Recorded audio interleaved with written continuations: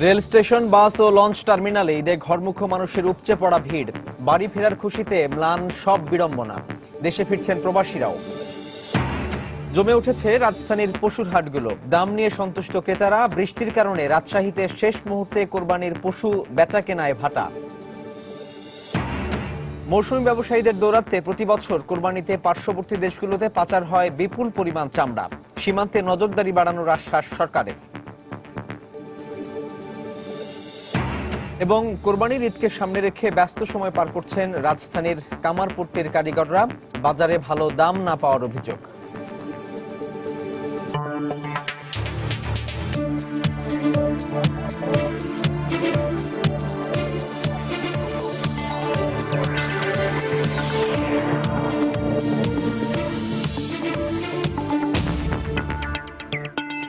দেখছিলেন শিরোনাম। আমন্ত্রণ জানাচ্ছি দেশ ও দেশের বাইরের অর্থ বাণিজ্যের নানা খবর নিয়ে আমাদের নিয়মিত আয়োজন এই সময়ের বাণিজ্যে। আপনাদের সঙ্গে আছি আমি সাজিদ রাজু। দর্শক, অর্থ বাণিজ্যের অন্য খবরের সঙ্গে আজ আমরা কথা বলবো চামড়া শিল্প নিয়ে। আর এই নিয়ে কথা বলতে আমাদের স্টুডিওতে উপস্থিত হয়েছেন আইয়ুব ব্রাদার্স ট্যানারি লিমিটেডের ডিরেক্টর বেলাল হোসেন। জনাব বেলাল হোসেন, আপনাকে আমাদের স্টুডিওতে স্বাগত জানাচ্ছি। ধন্যবাদ। আপনার সঙ্গে আমরা কথা বলবো, তার আগে আমরা ঈদ এবং এই কোরবানির ঈদ নিয়ে ঘরে ফেরা মানুষের কিছু খবর আমরা দর্শকদের জানিয়ে তারপরে আপনার কাছে আমরা ফিরছি। আপনজনদের সাথে ঈদ আনন্দ উপভোগ করতে আজও ভোর থেকেই রাজধানী ছাড়তে শুরু করেছেন নগরবাসী। রেল স্টেশন, বাস ও লঞ্চ টার্মিনালে দেখা যায় জনস্রোত। সকাল থেকেই বৃষ্টি উপেক্ষা করে Kamalapur railway station, Sadarghat launch terminal এবং সায়দাবাদ বাস টার্মিনালে জড়ো হতে থাকেন ঘরের উদ্দেশ্যে রাজধানী ছাড়া যাত্রীরা। এবারে নির্ধারিত সময়ের অধিকাংশ ট্রেন ছেড়ে যাওয়ায় যাত্রীদের মাঝে ছিল বেশ স্বস্তি। নিরাপদে পরিবার পরিজনের কাছে পৌঁছতে পারবেন এমনটাই প্রত্যাশা যাত্রীদের। তবে বৃষ্টির কারণে সদরঘাট লঞ্চ টার্মিনাল থেকে দক্ষিণাঞ্চলের উদ্দেশ্যে লঞ্চগুলো নির্ধারিত সময়ের থেকে কিছুটা সময় পর ছেড়ে গেছে।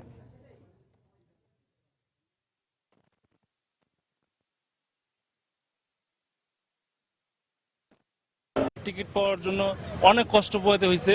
তারপর আমরা যাবো হয়তো 8 জন, টিকিট 6টা মেনে হয়েছে। অমনি সবাই মিলে বাড়ি যাবো এই আনন্দেই হয়তো আমরা কষ্ট করে যাওয়া শুরু করছি। কষ্ট হলে বাড়িতে যাচ্ছি, সবাই একসাথে ঈদ করবো, এটাই সবচেয়ে আনন্দ। বাবাদের সাথে ঈদ করবো, ঈদ করার আনন্দই মজা অন্যরকম। আপু যেতেছে অনেক মজা ঈদের দিন, তার জন্য যাচ্ছি। ঈদের আর মাত্র বাকি একদিন, তাই রাজধানীর বিভিন্ন হাটে পছন্দের কোরবানির পশু কিনতে আসছেন অনেক ক্রেতা।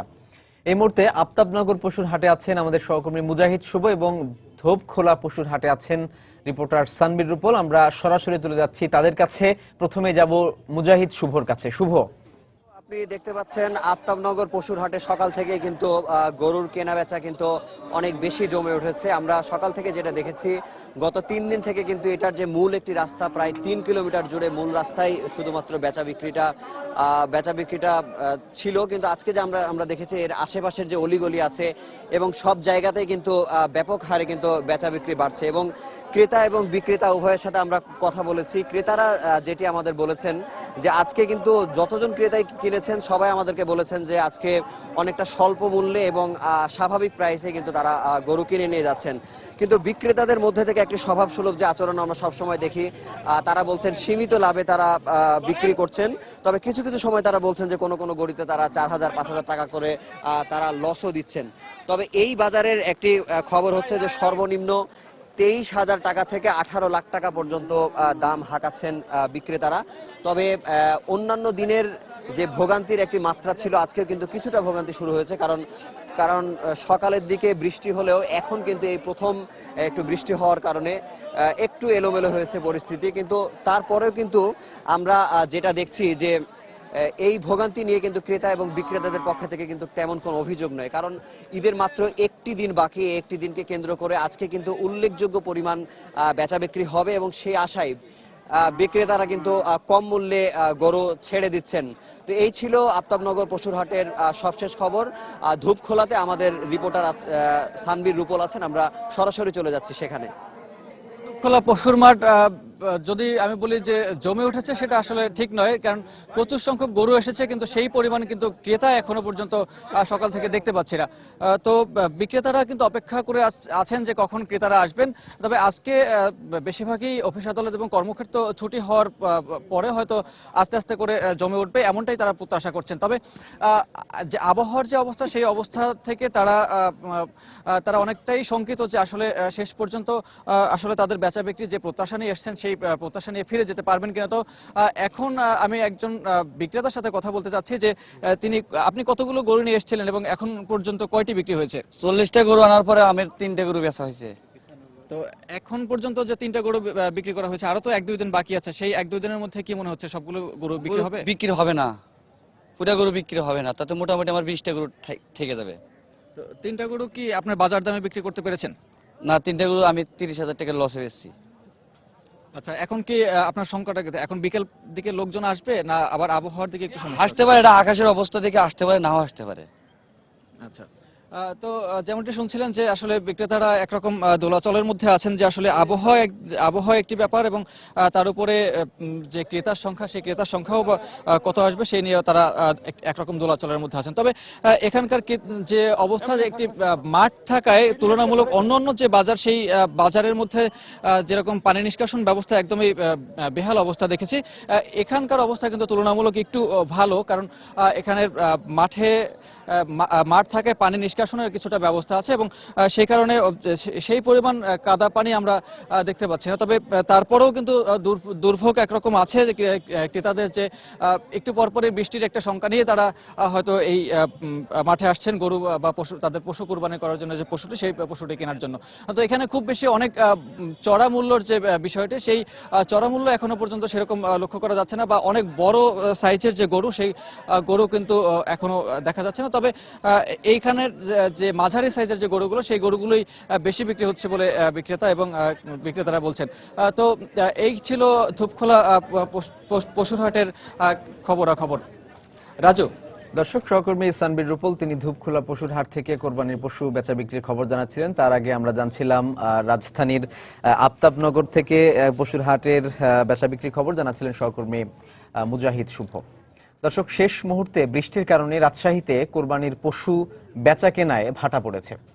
গরু ব্যবসায়ীরা বলছেন আমদানি বেশি হলেও হাটে ক্রেতার সংখ্যা কম, তাই শেষ সময়ে গরু বিক্রি করে পুঁজি হারানোর ভয়ে আছেন অনেক ব্যবসায়ী।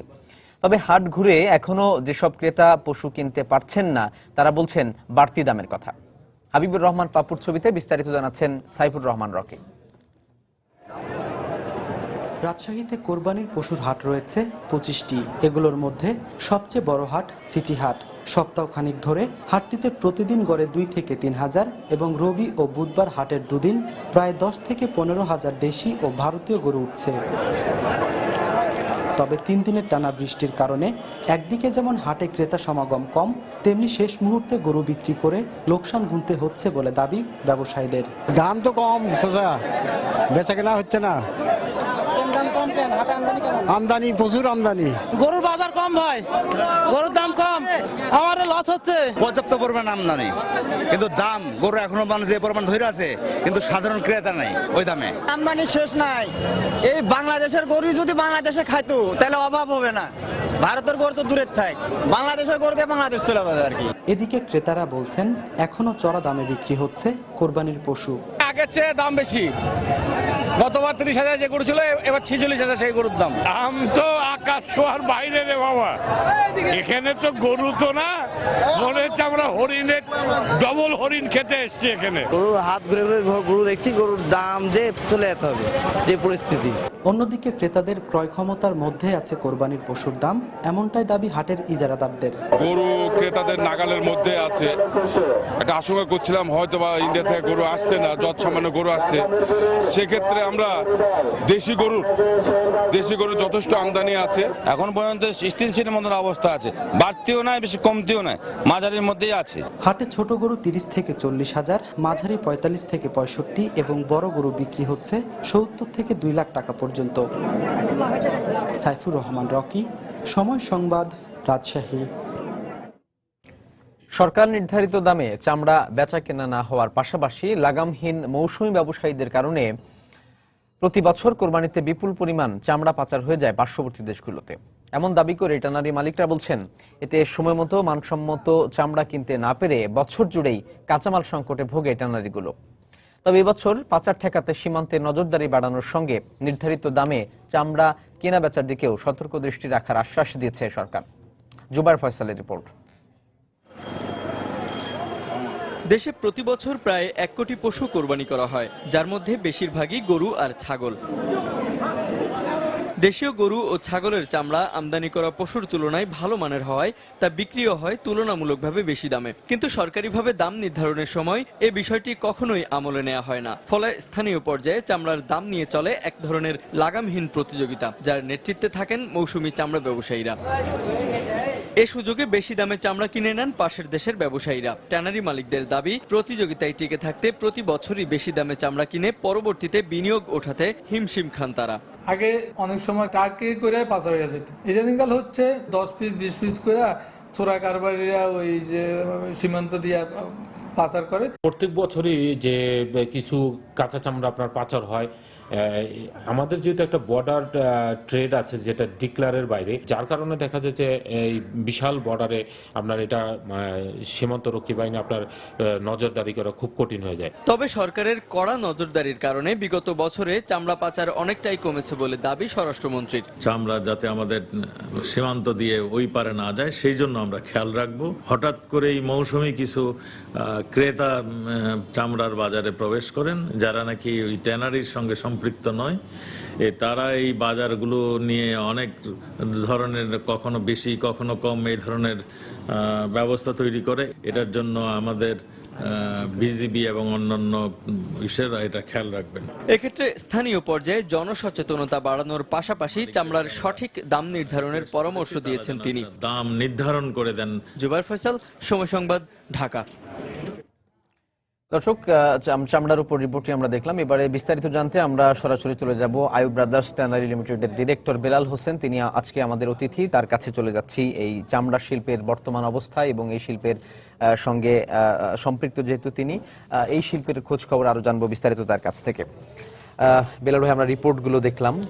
আপনাদের পক্ষ থেকে অভিযোগ করা হয়েছে যে প্রতি বছরই কোরবানির ঈদের সময়ে চামড়া দেশের বাইরে বিভিন্ন দেশ, আমাদের পার্শ্ববর্তী দেশগুলো, এগুলোতে পাচার হয়ে যায়। তো আপনারা তো এই মৌসুমটা হচ্ছে চামড়া কেনার মৌসুম, আপনারা কিভাবে যারা কোরবানি দেন তাদের কাছ থেকে চামড়াটা কিভাবে কেনেন? আসলে আপনারা দেখেন, আমরা কোরবানি একটা আসলে আমাদের ধর্মীয় গাম্বেজের একটা বিশাল একটা ফ্যাক্টর, এবং আমরা কাঁচা শিল্পের সাথে, কাঁচা চামড়া বা ট্যানারি শিল্পের সাথে আমরা জড়িত। তো আমাদের একটা লক্ষ্যমাত্রা থাকে যে আমরা কোরবানির ঈদে আমরা বেশ চামড়া কিনবো, সেটা নির্ধারিত দামে, সরকার নির্ধারিত দামে প্লাস আন্তর্জাতিক বাজারের উপরে ডিপেন্ড করে আমরা কিনতে হয়। আচ্ছা, তো বিগত বছর কোরবানি দেখেন, আমরা কিন্তু গত বছর যদি আপনি খেয়াল করেন 40 থেকে 45 লক্ষ গরু এবং 25 থেকে 30 লক্ষ বকরি বা ছাগল, আমরা প্রায় 1 লক্ষ চামড়া আমরা সংরক্ষণ বা 1 কোটির মতো লক্ষ্যমাত্রা আমাদের অর্জিত হয়।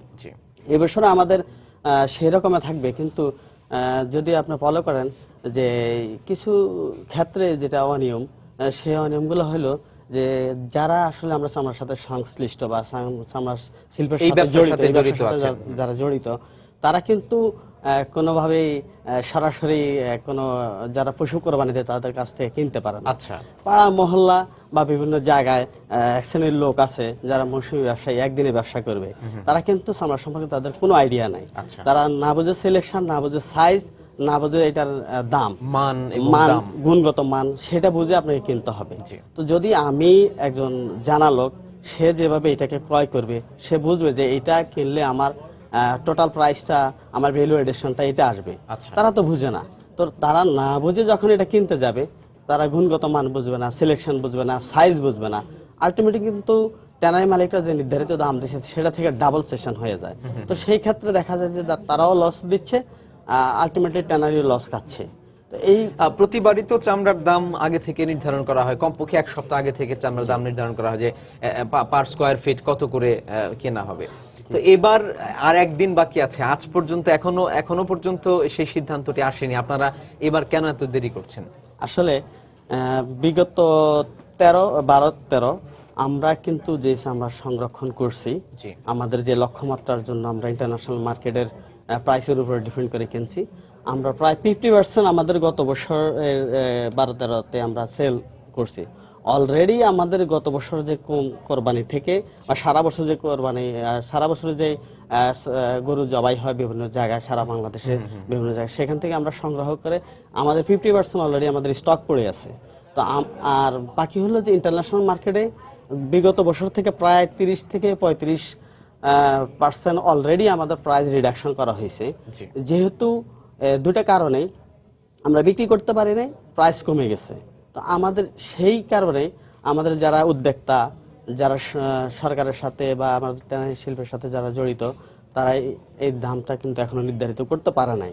কি দামে কিনলে আমরা কি দামে ইন্টারন্যাশনাল মার্কেটে বিক্রি করব। আন্তর্জাতিক বাজার কিছুটা পড়ে গেছে, এই কথা সত্যি। আবার এইটাও সত্যি যে আপনারা ব্যবসায়ীরা মানে এরকম একটা অভিযোগ আছে যে কোরবানির ঈদ আসলেই আপনারা এই সব কথা বলে চামড়ার দামটা কমিয়ে রাখার চেষ্টা করেন, মানে এই অভিযোগটা কতটুকু সত্যি? আসলে গ্লোবালাইজেশন, কারণ এই যে এই রিপোর্টটিতে আমরা যেটি দেখলাম যে রিপোর্টটিতে বলা আছে চামড়ার যে পরিমাণ চাহিদা, তাতে এই বছর যে কোরবানি হবে যে পরিমাণ, যে সংখ্যাটা, তাতে আপনাদের সেই প্রয়োজনটা পূরণ হবে না যদি চামড়া পাচার হয়ে যায়।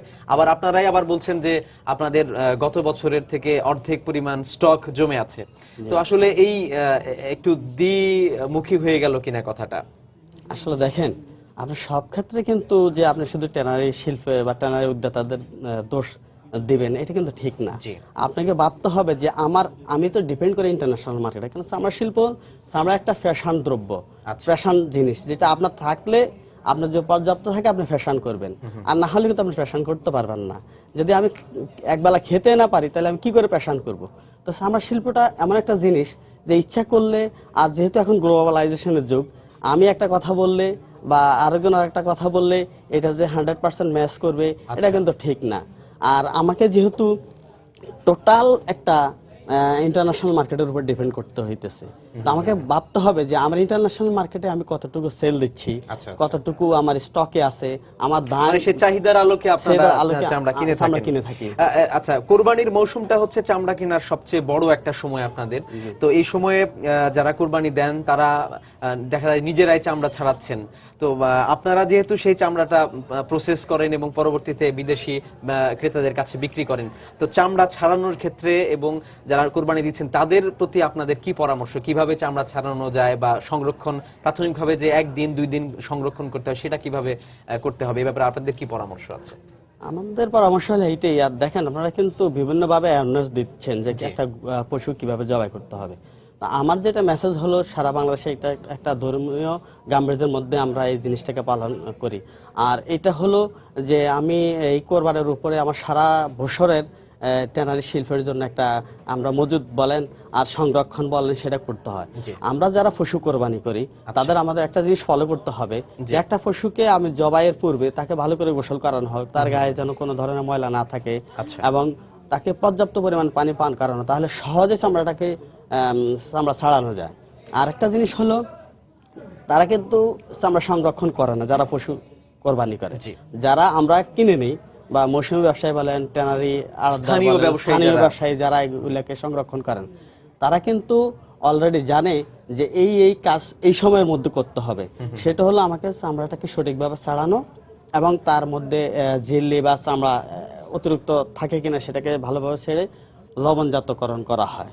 তো সেটা আপনাকে একটা নির্দিষ্ট টাইম 5 থেকে 7 ঘন্টার মধ্যে আপনাকে গরুটাকে জবাইয়ের পরে, ছাড়ানোর পরে সেটা লবণ বা প্রক্রিয়াকরণ করতে হয়। তো সেই ক্ষেত্রে যত তাড়াতাড়ি সম্ভব আপনি এটাকে আপনার সঠিক দামে নির্ধারিত মূল্যে আপনি যেখানে বিক্রি করেন, এবার মৌসুমী ব্যবসায়ী বলেন না, যারা সংরক্ষণ করেন তাদের কাছে বিক্রি করতে হবে। তাহলে মানে যারা কোরবানি দিবেন তারা যাতে খুব বেশিক্ষণ নিজের কাছে চামড়া রেখে না দেন, সেটা যাতে বিক্রি করে দেন, সেই পরামর্শ আপনারা দিচ্ছেন। তো আমাদের দেশের যে প্রক্রিয়াজাত চামড়া, সেটা তো এখন দেশের ভেতরেও চামড়াজাত পণ্য তৈরিতে ব্যবহার করা হচ্ছে। তো দেশের ভেতরের এই যোগানটা বা চাহিদাটা কতটুকু, আপনারা কতটুকু যোগান দিচ্ছেন? আসলে যোগান কিন্তু একটা হয়, সেটা হলো আমরা যেটা চামড়া প্রক্রিয়া যেটা, সেটা আমরা তো এক্সপোর্ট করি। আর আমাদের দেশে এখন বহু শু ফ্যাক্টরিজ এবং আপনার গুডস ফ্যাক্টরিজ যেটা অলরেডি কিন্তু কাজ করতেছে। তো সেই ক্ষেত্রে আমার কাছে যেটা মনে হয় যে 20% আমরা অলরেডি আমাদের লোকাল ইউজ করতেছি, যে ফ্যাক্টরিগুলো আমরা আর বাকি যেটা সেটা আমরা প্রসেস বা প্রক্রিয়া করে আমরা বিদেশে রপ্তানি করতেছি। আচ্ছা আচ্ছা, দেশের বাইরে আন্তর্জাতিক বাজারে আমাদের দেশের যে চামড়া, সেটা প্রক্রিয়াজাত চামড়ার চাহিদা কেমন এবং আপনারা কেমন সাড়া পাচ্ছেন? আসলে গত 2 বছর থেকে কিন্তু আমরা একটু টাফ পজিশনে আছি। যেটা হলো চায়না আমাদের একটা বড় বাজার ছিল, সেটা ওদের লোকাল যেটা চায়নার সমস্যা, তাদের ট্যাক্স আর হলো আপনার যেটা ভ্যাট বেড়ে দেওয়ার কারণে, আর লোকালি যে তাদের লোকাল লেবারের কস্ট অনেক তারা বেড়ে দিচ্ছে, যার কারণে তারা আমাদের কাছ থেকে যে চামড়াগুলো নিয়ে তারা আবার রিপ্রোডাকশন বা রিপ্রোডিউস করে রাশিয়া, ইউক্রেন, ইউরোপের বিভিন্ন দেশে এক্সপোর্ট করে। আন্তর্জাতিক বাজার খারাপের কারণে গত 2 বছর কিন্তু আমরা চায়নাতে অনেক মানে কম এক্সপোর্ট করতে, যার কারণে আমাদের দেশের উপরে চামড়ার এই প্রভাবটা পড়ছে যে আমরা যেটা স্টক বা 50% আমরা অলরেডি সেল করতে পারি নাই। আমাদের হাতে এখন যে মার্কেট আছে, কোরিয়া মার্কেট আমরা কিছু বিক্রি করতেছি, ইটালি কিছু বিক্রি হচ্ছে, কিন্তু সেই তুলনায় চায়না যে মার্কেট, বড় মার্কেট, সেটার কাছ থেকে আমার কাছে যেটা মনে হচ্ছে 50% প্রায় আমরা এই কারণে লেস বা কম বিক্রি করতেছি। এইটার একটা সুবিধা তো দেশের ভেতরেও নেওয়া যায়, যেটা হচ্ছে যে চায়নার যে কারখানাগুলো আছে, শিল্প কারখানাগুলো আছে, যেখানে চামড়া প্রক্রিয়াজাত চামড়া থেকে বিভিন্ন পণ্য দ্রব্য তৈরি করা হয়, তো তাদের এই লেবার কস্ট বেড়ে যাওয়ার কারণে তো সেই মার্কেটটা তো আমাদের দেশের দিকে চলে আসছে, এরকম একটা বিশ্লেষণ আমরা শুনি আপনাদের এই সেক্টরের মানুষদের কাছে। তো দেশের ভেতরে সেই সম্ভাবনাটা আপনারা কেমন দেখছেন? আসলে আমাদের সম্ভাবনা কিন্তু অনেক ভালো। সেই ক্ষেত্রে আমাদের যেটা পৃষ্ঠপোষকতা গভর্নমেন্টের দরকার, সেটা আমরা অলরেডি কিন্তু একটা জানেন যেটা ট্যানারি শিফটিং হচ্ছে, সাভারের দিকে আমাদের ট্যানারি যাচ্ছে। সেইখানে কিন্তু আমরা যে পরিমাণ আমাদের আমাদের কিন্তু টোটাল ইনভেস্ট থেকে কিন্তু আমরা পুঁজি কিন্তু ওখানে খাটাচ্ছি অলরেডি। আমরা যেটা ক্ষতিপূরণ পাচ্ছি সেটা থেকে কিন্তু আমাদের যেটা মাটি বা আমরা যেটা বলে আপনার বিল্ডিং কনস্ট্রাকশন, সেটাতে আমাদের প্রায় ডাবল চলে যাবে। তো আমরা আসলে সরকারের কাছে আপনি যেটা বললেন যে পণ্য বা গুডস যেটা আমরা যথেষ্ট সম্ভাবনা আছে, আমরা চায়না বা অন্যান্য দেশের দিকে না তাকে, সেক্ষেত্রে আমাদের এই যে এই পৃষ্ঠপোষকতা কিন্তু আমাদের প্রচুর পরিমাণ দরকার। সহজ শর্তে ঋণ, কম কষ্টে আমরা কিভাবে ঋণ নেব বা সরকার আমাদের সহযোগিতা করবে, যদি সেই ধরনের সহযোগিতা সরকারের পক্ষ থেকে আমাদের করা হয়, আমরা মনে অচিরে আমরা কিন্তু চায়না বা অন্যান্য দেশের বা ইউরোপের অন্যান্য দেশের সেটা আমরা আমাদের দেশে লোকালি আমরা সাপোর্ট দিতে পারবো। এটা আমার কাছে মনে হয়, এবং আমরা সরকারের কাছে জোর দাবি করব যে এই সেক্টরটার, যেহেতু চামড়াটা একসময় বাংলাদেশে 1 নম্বর যদি অর্থনৈতিককে আমরা জিডিপির মেইন ধরি, সেটা ছিল, এখনো সেটা আমরা থাকবো যদি সরকার আমাদের সেই পৃষ্ঠপোষকতা অথবা সহজ শর্তে ঋণ আমরা কিভাবে এটাকে স্টাবলিশ করতে পারবো, বা মডার্নাইজ ট্যানারি বা যেটা মডার্নাইজ গুডস ফ্যাক্টরি বা শুজ ফ্যাক্টরি, এগুলার প্রতি সরকারের নজর দেয়, তাহলে এটার ভ্যালু এডিশন কিন্তু অনেক হাই অন্যান্য সেক্টর থেকে। তো সেই ক্ষেত্রে গভর্নমেন্টের সহযোগিতা মাস্ট বি। আর আমরা যারা উদ্যোক্তা, তাদের সঠিকভাবে এই নলেজটা যদি আমরা এই সেক্টরে খাটাইতে পারি, তাহলে কিন্তু আমরা নাম্বার 1 আগের মতো আমরা অবস্থান করতে পারবো। দেশের অর্থনীতির উপর যথেষ্ট আমরা জিডিপির উপর আমরা সহযোগিতা করতে পারবো। হাজারীবাগ থেকে চামড়া শিল্প স্থানান্তরের প্রক্রিয়াটা অনেকদিন ধরেই চলছে এবং সরকারও আপনাদেরকে বিভিন্নভাবে চাপ প্রয়োগ করছে, কিন্তু আপনারা এত দেরি করছেন কেন? আসলে আপনারা দেখেন, আমাদের সাথে কিন্তু সরকারের সাথে একটা এমইউ, যেটা আপনাকে ক্ষতিপূরণের ব্যাপারে যেটা ছিল, সেটা বিভিন্ন কারণে কখনো হচ্ছে বা এরকম একটা দুদুল্যমান অবস্থায় ছিল। সেটার কাজ কিন্তু অলরেডি আমরা শুরু করে দিছি। আমাদের অনেক ট্যানারি কিন্তু অলরেডি আমার মনে হয় ওরা 2-4 মাসের মধ্যে ওখানে প্রোডাকশন শুরু করতে পারবে। হ্যাঁ, তাদের এখন যেটা দরকার সরকারের সহযোগিতা, সহজ শর্তে ঋণ ব্যবস্থা যদি করে দেয়, তাহলে দ্রুত আমরা কাজ শেষ করে আমরা ওখানে চলে যেতে পারবো 1-2 বছরের মধ্যে টোটালি। বেলাল ভাই, আপনাকে অনেক ধন্যবাদ আমাদের সঙ্গে আজকে আলোচনায় যোগ দেওয়ার জন্য। আমার মনে হয় যে দর্শকরা যারা শুনছিলেন তারাও এই থেকে অনেক কিছু জানতে পারলেন, এবং আপনাকে আরো একবার ধন্যবাদ জানাচ্ছি। আপনাকে ধন্যবাদ। দর্শক, কথা বলছিলাম আইয়ুব ব্রাদার্স ট্যানারির ডিরেক্টর বেলাল হোসেনের সঙ্গে। কথা বলছিলাম দেশের চামড়া শিল্পের বিভিন্ন রকম বিষয়াদি নিয়ে। ঈদের বাকি আর মাত্র 1 দিন। ইতিমধ্যে পরিবার পরিজন নিয়ে ঈদ করতে দেশমুখী প্রবাসীরা। আর যারা দেশে আসছেন না, এবারের ঈদে তাদের পরিবারে যেন কোনো অপূর্ণতা না থাকে সেজন্য বিপুল পরিমাণ রেমিটেন্স পাঠাচ্ছেন ঈদের আগেই। আর প্রিয়জনের কাছে নিত্য প্রয়োজনীয় সামগ্রী ও উপহারের জিনিসপত্র দেদারসে কার্গোর মাধ্যমে দেশে পাঠাচ্ছেন প্রবাসীরা। বিস্তারিত জানাচ্ছেন লন্ডন প্রতিনিধি শোয়েব কবির। গত ঈদ ও সামার হলিডে একই সময়ে হওয়ায় রেকর্ড সংখ্যক ব্রিটেন প্রবাসী বাংলাদেশে প্রিয়জনের সাথে ঈদ করতে দেশে গেছে। তবে ধারণা করা হচ্ছিল এই ঈদে দেশে যাওয়ার হার কিছুটা কম থাকবে। তবে বাংলাদেশ বিমানের তথ্য মতে ঈদের সপ্তাহে ব্রিটেন থেকে বাংলাদেশগামী বিমানের সব টিকিট বুকড হয়ে গেছে ইতিমধ্যেই। আমরা বিগত কয়েক মাস ধরে সবগুলো ফ্লাইটই অন টাইমে পরিচালনা করতে পারছি, সে কারণে আমাদের যাত্রী পরিবহনও বেড়েছে, যার রিফ্লেকশন হচ্ছে এই ঈদের সময় ফ্লাইটগুলোতে। ঈদের সময় প্রত্যেকটা ফ্লাইট আমাদের সম্পূর্ণ যাত্রী দ্বারা পূর্ণ হয়ে গেছে। দেশে কোরবানি পশু কেনার জন্য এই সময় সব প্রবাসী বিপুল পরিমাণ রেমিটেন্স পাঠিয়ে থাকে, আর এই সময়ের জন্য অপেক্ষায় থাকে অর্থ প্রেরণকারী প্রতিষ্ঠানগুলো। কাস্টমাররা তাদের আত্মীয় স্বজনের কাছে টাকা পাঠাচ্ছে। আমরা চেষ্টা করছি যেন ঈদের আগে সময় মতো সবার হাতে টাকা পৌঁছে যায়, যেন সবাই পরিবার পরিজন নিয়ে আনন্দে ঈদ করতে পারে আমাদের দেশে। এবং ডেফিনেটলি ঈদের কারণে আমাদের ট্রানজাকশন রেমিটেন্স বাংলাদেশে বেড়েছে। ঈদের সময় প্রিয়জনের কাছে উপহার সামগ্রীর পাশাপাশি ব্রিটেন থেকে বাংলাদেশের নিত্য প্রয়োজনীয় ইলেকট্রনিক সামগ্রী পাঠানোর হিড়িক পড়ে যায়। কুরবানি ঈদ উপলক্ষে প্রতি বছরের ন্যায় 30%ও বেশি কার্গো প্রেরণ বৃদ্ধি পেয়েছে। এখানে থেকে বাঙালি মানুষেরা তাদের আত্মীয় স্বজনের জন্য দ্রব্য সামগ্রী পাঠাচ্ছে, বিশেষ করে গিফট আইটেম এবং জামা কাপড় থেকে নিয়ে ইলেকট্রনিক অনেক সামগ্রী এখান থেকে যাচ্ছে। শুধুমাত্র টিকিট বুকিং, রেমিটেন্স ও কার্গো প্রেরণের জন্য লন্ডনের হোয়াইট চ্যাপেলে প্রবাসীদের ভিড় এখন লক্ষণীয়। কর্মব্যস্ততা হয়তো অনেক প্রবাসী তাদের ঈদের নামাজটুকু পড়তে পারেন না, অনেক চেষ্টা করলেও যেতে পারেন না হয়তো দেশে। তবে তারা চান তাদের কষ্টার্জিত অর্থে যেন সুখে থাকুক এবং আনন্দে কাটুক তাদের পরিবার পরিজনের ঈদের সময়টুকু। শোয়েব কবির, সময় সংবাদ, লন্ডন। ঈদুল আজহা উপলক্ষে রাজধানীর মশলার বাজার এখন জমজমাট। গরম মশলার চাহিদা বাড়লেও বাজারে এর কোনো প্রভাব পড়েনি। তবে নিত্য প্রয়োজনীয় মশলা, আদা, রসুন, পেঁয়াজের উচ্চ মূল্যে বিপাকে আছেন সাধারণ মানুষ। অন্যদিকে ঈদের আগ মুহূর্তে বাজারে ক্রেতা সমাগম আরও বাড়বে বলে আশা প্রকাশ করেছেন বিক্রেতারা। এদিকে সংশ্লিষ্ট মন্ত্রণালয় এবং দপ্তরগুলোয় সমন্বয়ের মাধ্যমে পাইকারি ও খুচরা বাজারে পণ্যের মূল্য স্থিতিশীল রাখতে কাজ করছে বলে জানিয়েছেন ঢাকা দক্ষিণ সিটি কর্পোরেশনের নির্বাহী কর্মকর্তা। সেলিয়া সুলতানার রিপোর্ট।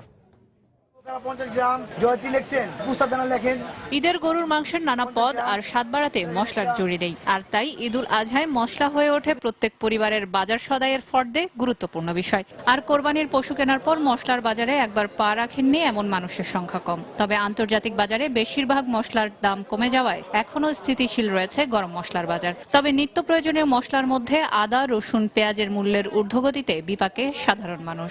আদা, রসুন, তারপরে পেঁয়াজ, বুঝছেন, এগুলি মানুষের ক্রয় ক্ষমতার বাইরে, যারা গরিব মানুষ আর কি, যেমন আমরা চাকরি করি, আমরা মনে করেন কিনে খেতে পারি না। পেঁয়াজ 30 টাকা হঠাৎ করে লাভ দিয়ে 1 লাফে 2 লাফে 80-90 টাকা হয়ে গেল। সরকার কিছু চাপ দিল, 5 টাকা কমালো, সেটা আমাদের হবে না। পাইকারি বাজার মোটামুটি রিজনেবলই, কিন্তু এখান থেকে 200-300 গজ দূরে যান, বাইরে একটা খুচরা দোকান, অনেক ডিফারেন্স হয়ে যাবে। এদিকে এই উপলক্ষটির জন্য বছরব্যাপী তাকিয়ে থাকেন মশলা বাজারের বিক্রেতারা। তবে ঈদের 2-1 দিন আগে ক্রেতা সমাগম আরো বাড়বে বলে আশা প্রকাশ করেছেন বিক্রেতারা।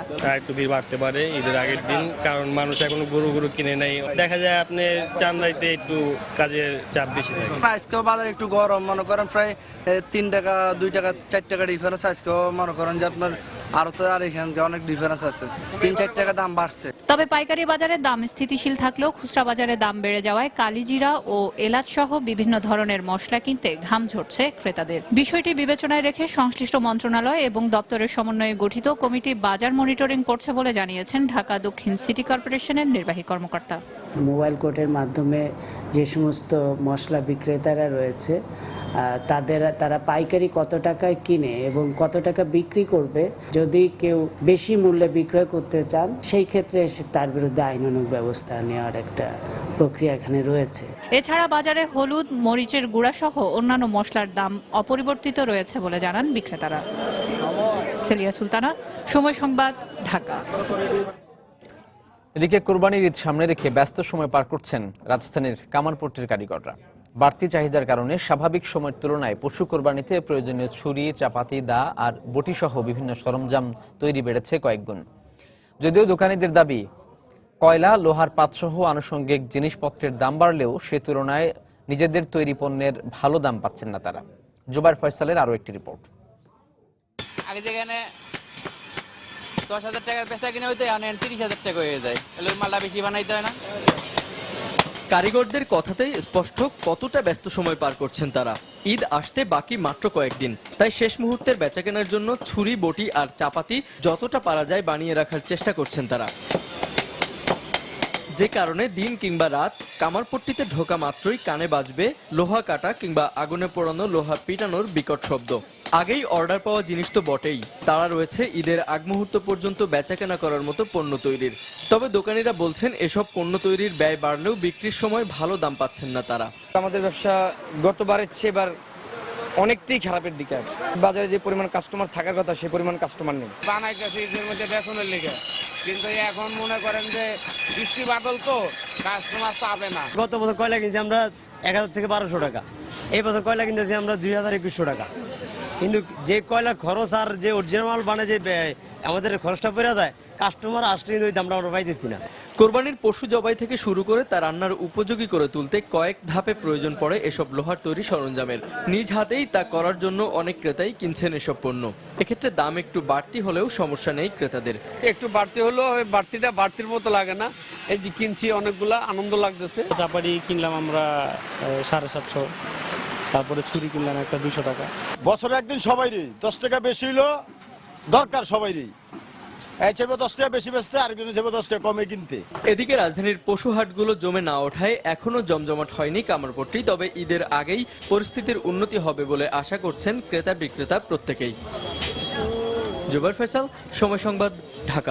দর্শক, ঈদের আগে শেষ কার্য দিবস হওয়ায় আজ সকাল থেকে ব্যাংকগুলোতে দেখা যাচ্ছে গ্রাহকদের উপচে পড়া ভিড়। এই মুহূর্তে মতিঝিলে রাজধানীর ব্যাংক পাড়ায় রয়েছেন আমাদের সহকর্মী ইমতিয়াজ আহমেদ। সেখানকার খবর জানতে চলে যাচ্ছি তার কাছে। ইমতিয়াজ, আজকে শেষ কার্য দিবসে লোকজনের ভিড় কেমন দেখছেন আর লেনদেন কেমন হচ্ছে? যেমনটা বলছিলেন, আসলে শেষ কার্য দিবস হলেও সেই তুলনায় কিন্তু আমরা ভিড় আসলে দেখতে পাচ্ছি না, বিশেষ করে ব্যাংকগুলোতে। কারণ ব্যাংকের আসলে কার্যক্রম যে বিগত কয়েকদিনে আসলে অনেক বেশি ভিড় ছিল, তারা আসলে শেষ দিকের অনেক বেশি চাপ চলে আসবে এটা মনে করে কিন্তু অনেকে আগেভাগে আসলে তাদের যে প্রয়োজনীয় টাকা ছিল সেগুলো আসলে তারা তুলে নিয়েছেন ব্যাংক থেকে। বিশেষ করে আসলে আপনি জানেন যে ঈদুল আজহায় সবচেয়ে বেশি যে প্রয়োজনটা থাকে সেটা হলো যে কোরবানির গরু ক্রয়ের জন্য আসলে তারা চান যে আগেভাগে সে টাকাগুলো তারা তুলে নেবেন। একটি বড় টাকার একটি অংশ আসলে ব্যাংক থেকে তুলতে হয়, সেই জন্য তারা আগেভাগে তুলে নিয়েছেন, যেহেতু আসলে শেষ দিকে একটি ভিড় হওয়ার সম্ভাবনা থাকে। তবে আজকের শেষ কার্য দিবস হলেও যেরূপ আশা ছিল অথবা যেরকমটা মনে করা হচ্ছিল যে অনেক বেশি ভিড় থাকবে, সেরকম ভিড় দেখছি না। এখানে আসলে যারা ট্রানজ্যাকশন এই মুহূর্তে করছেন, আসলে তারা এখন তো প্রয়োজনীয় যে ট্রানজ্যাকশনগুলো রয়েছে সেগুলো তারা করে নিচ্ছেন। এছাড়া বড় যে প্রতিষ্ঠানগুলো রয়েছে, বিশেষ করে গার্মেন্টস সহ অন্যান্য যে উৎপাদনকারী প্রতিষ্ঠানগুলো রয়েছে, তাদের যে কর্মচারীদের বেতন ভাতা প্রদানের জন্য আসলে অনেকেই এখানে এসেছেন। তাদের সেই বড় ধরনের অর্থ লেনদেনের জন্য এখানে তারা আসছেন, তারা টাকা পয়সা তুলছেন। এছাড়া যাদের আসলে শেষ মুহূর্তের যে বিভিন্ন বিলগুলো থাকে, বিশেষ করে ট্রেজারি বিল কিংবা যে অন্যান্য বিলগুলো থাকে, সেই বিলগুলো আসলে দেওয়ার জন্য অনেকে এখানে এসেছেন। তারাও তাদের আসলে টাকা পয়সা এখানে জমা দিচ্ছেন। এবং এছাড়া যে অন্যান্য বড় ধরনের দেশের বাইরের যে এলসি সংক্রান্ত বিষয়গুলো যেগুলো থাকে, যেগুলো আসলে যে এলসিগুলো আসলে শেষ মুহূর্তে আসলে তাদেরকে দিতে হচ্ছে, সেগুলো আসলে পূরণ করছেন। তবে যে ব্যক্তিগত অর্থাৎ যাদের একান্ত নিজস্ব যে বিনিময়গুলো রয়েছে, অর্থাৎ অ্যাকাউন্ট থেকে যে টাকা পয়সা অর্থ উত্তোলনের যে বিষয়গুলো আসলে আপনি আমার কাছে জানতে চাচ্ছিলেন, সেগুলো আসলে একদমই কম আমরা দেখতে পাচ্ছি। কারণ গতকালকের সেই ধরনের ট্রানজ্যাকশন অনেক বেশি হয়েছে, এমনটা কিন্তু জানিয়েছে এখানকার ব্যাংক কর্মকর্তা। তবে বাংলাদেশ ব্যাংকের তথ্য মতে আগামীকালও হাট সংলগ্ন এবং যে বিভিন্ন ট্যানারি সংলগ্ন বিভিন্ন ব্যাংক খোলা থাকবে, এই তথ্য আমাদের কাছে রয়েছে। তো রাজধানীর মতিঝিলের ব্যাংক পাড়া থেকে এই ছিল সর্বশেষ অবস্থা। দর্শক, ব্যাংকিং লেনদেনের খবর জানছিলাম সহকর্মী ইমতিয়াজ আহমেদের কাছ থেকে। চলতি অর্থবছর জিডিপির সম্ভাব্য প্রবৃদ্ধি হতে পারে 6.7%। মঙ্গলবার সকালে রাজধানীতে এশিয়ার দেশগুলোর উন্নয়নের প্রতিবেদন প্রকাশ অনুষ্ঠানে একথা বলেন এশিয়ান উন্নয়ন ব্যাংক এডিবির কান্ট্রি ডিরেক্টর কাজুহিকো হিগুচি। প্রতিবেদনে বলা হয়, আগের বছর মূল্যস্ফীতি 6.4% থাকলেও চলতি অর্থবছর হতে পারে 6.2%। রেমিটেন্স প্রবাহ এবং রপ্তানি হার ভালো হওয়ায় প্রবৃদ্ধি ধারা ইতিবাচক থাকবে। তবে অর্থনৈতিক স্থিতিশীলতা ধরে রাখতে বিনিয়োগকারীদের আস্থা ফেরাতে হবে, যেখানে রাজনৈতিক পরিবেশ স্থিতিশীল থাকা জরুরি। পাশাপাশি রাজস্ব আয়ের সঙ্গে ব্যয়ের সামঞ্জস্য রাখা গেলে মূল্যস্ফীতির চাপ এড়িয়ে সামষ্টিক অর্থনীতি স্থিতিশীল থাকবে বলে মনে করে এডিবি। এছাড়া এশিয়ার ব্যাংকগুলোর সম্ভাব্য প্রবৃদ্ধি 6% হতে পারে বলেও প্রতিবেদনে জানানো হয়।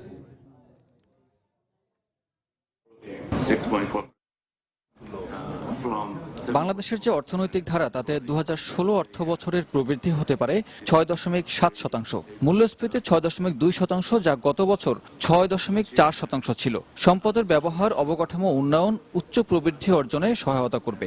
আগের বছরের চেয়ে কৃষি, রপ্তানি প্রবৃদ্ধি ও বিভিন্ন খাতেও ধনাত্মক অগ্রগতি লক্ষ্য করা যাচ্ছে। এবছর দেশব্যাপী আয়কর মেলায় রাজস্ব আদায় হয়েছে 2000 কোটি টাকার বেশি। আর এ সময়ে সেবা নিয়েছেন 7.5 লাখের বেশি সচেতন নাগরিক। তবে দেশের জনসংখ্যার তুলনায় করদাতার সংখ্যা অনেক কম বলে মন্তব্য করেছেন আইনমন্ত্রী আনিসুল হক। মঙ্গলবার বিকেলে রাজধানীর অফিসার্স ক্লাবে কর মেলার সমাপনী অনুষ্ঠানে এই কথা বলেন তিনি। এ সময় জনগণকে কর প্রদানে উদ্বুদ্ধ করতে সামগ্রিক ব্যয়ের খাত সম্পর্কেও প্রচারণা বাড়ানোর পরামর্শ দেন অর্থ প্রতিমন্ত্রী এম এ মান্নান। বিপুল উৎসাহের মধ্য দিয়ে শেষ হলো আয়কর মেলা। এবার সপ্তাহব্যাপী এই মেলায় আয়কর বিষয়ক বিভিন্ন সেবা নিয়েছেন 7,57,754 জন। আর এই সময়ে রাজস্ব আদায় হয়েছে 2035 কোটি 32 লাখ টাকা, যা গতবারের তুলনায় 360 কোটি 32 লাখ টাকা বেশি। তবে মেলার সমাপনী অনুষ্ঠানে করদানের সামর্থ্যবানদের উৎসাহ দিতে শুধু কর সংগ্রহ নয়, এর সঙ্গে সমান্তালে উন্নয়নমূলক বিভিন্ন কাজ সহ ব্যয় খাতের চিত্র তুলে ধরার আহ্বান জানান অর্থ প্রতিমন্ত্রী। আমরা সম্পদ আহরণ করছি, জনগণ দিচ্ছে, এই সম্পদটা আমরা কি ব্যয় করছি সেটা জনগণ দেখবে, এবং জনগণ যদি সন্তুষ্ট হয় আমাদের ব্যয়ে, তাহলে আমার ধারণা আমাদের বাংলাদেশের সচেতন মানুষ কখনো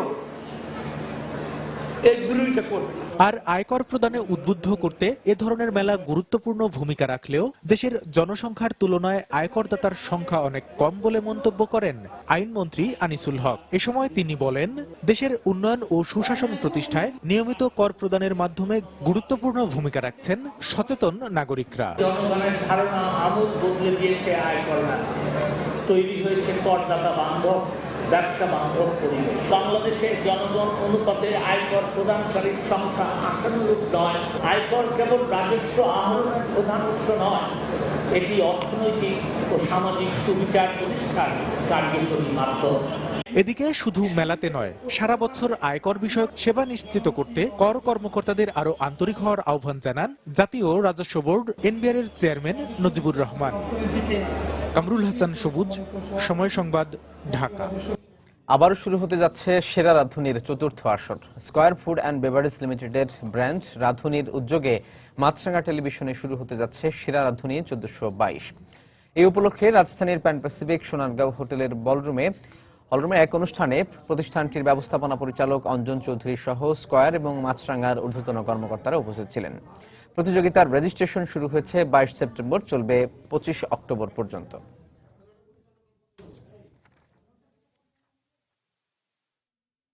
ঈদ উপলক্ষে গ্রাহকদের প্রি অর্ডার করা 100টিরও বেশি কোরবানির পশু ডেলিভারি দিয়েছে দেশের সবচেয়ে বড় মার্কেটপ্লেস বিক্রয়.com। এতে ভিড় ঠেলে বিভিন্ন হাট থেকে পশু কেনার ঝক্কি থেকে রেহাই পেয়েছেন গ্রাহকরা। 5 সেপ্টেম্বর থেকে শুরু হওয়া প্রি অর্ডার ক্যাম্পেইনটি শেষ হয়েছে 22 সেপ্টেম্বর। প্রি অর্ডার করা ঢাকার বাইরের পশুর জন্য ডেলিভারি চার্জ ছিল 3000 টাকা, আর ঢাকার হাটগুলো থেকে কেনা পশুর জন্য এই চার্জ ছিল 1000 টাকা।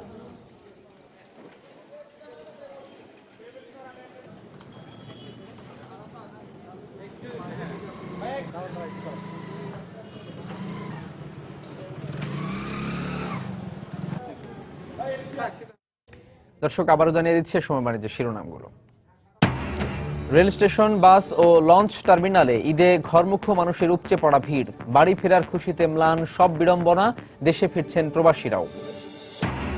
জমে উঠেছে রাজধানীর পশুর হাটগুলো, দাম নিয়ে সন্তুষ্ট ক্রেতারা। বৃষ্টির কারণে রাজশাহীতে শেষ মুহূর্তে কোরবানির পশু কেনা বেচায় ভাটা। মৌসুমী ব্যবসায়ীদের দৌরাত্মে প্রতি বছর কোরবানিতে পার্শ্ববর্তী দেশগুলোতে পাচার হয় বিপুল পরিমাণ চামড়া। সীমান্তে নজরদারি বাড়ানোর আশ্বাস সরকারের। এবং কোরবানির ঈদকে সামনে রেখে ব্যস্ত সময় পার করছেন রাজধানীর কামারপট্টির কারিগররা। বাজারে ভালো দাম না পাওয়ার অভিযোগ।